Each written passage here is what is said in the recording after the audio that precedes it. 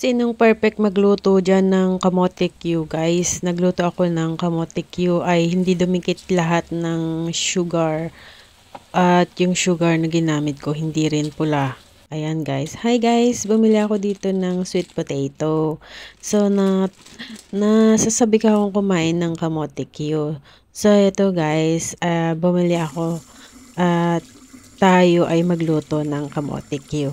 So yan guys, hinugasan ko na po at aking binalatan. After ng hugasan ulit, pagbalatan, hugasan ulit at hiniwa ko po ng ganitong stick. At dapat pala guys, medyo malaki yung pagkahiwa ng stick para hindi madurog siya guys. Ayan guys, pero hindi naman nadurog yung pagkaluto ko. Yun lang problema ko, yung asukal ay hindi dumikit lahat. So yan guys, nagpainit ako ng kawali. Ito yung asukal na ginamit ko guys, hindi brown na brown. Ito kasi yung available ko dito asukal. So yan guys, nagpainit ako ng kawali at naglagay ako ng mantika. Yung maliit lang na kawali yung ginamit ko, so pinainit ko na muna yung mabuti yung mantika.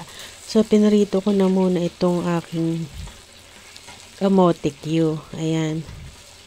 So, yung ganito yung paraan na alam ko pero hindi ko alam bakit hindi dumikit yung asukal. Paturo naman po sa mga marunong magluto dyan, yung mga chef dyan na matataas na chef. Ayan, shout out po sa inyo lahat. Mga ka-OFW, Miss Ayusin mo here. Hello, hello, hello guys. Ayan guys, so yun, medyo na malambot na siguro itong aking kamote. Ayan, medyo napalambot talaga siya guys. Ayan, na lutong-luto na yung kamote. Ayan, hanguin lang natin ito guys at lagay muna natin sa isang plate. Ayan.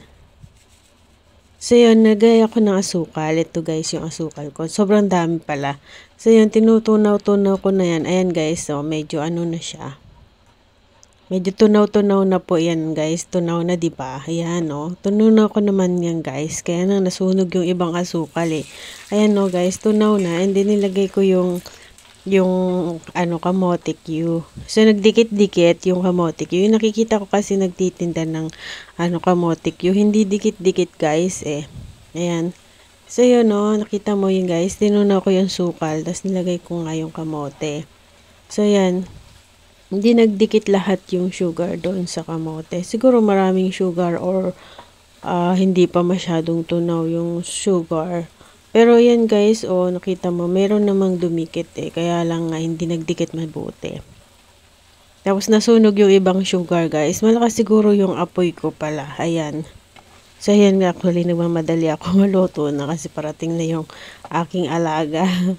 So yan guys. Kaya siguro malakas yung apoy. So ito guys, I hope you like this video. Please give me thumbs up, like, share, and comment down below. Mas ayusin mo here. Thanks for watching and God bless. Kamote Q kayo dyan. Kain po tayo. Nag-grade talaga ako sa matamis.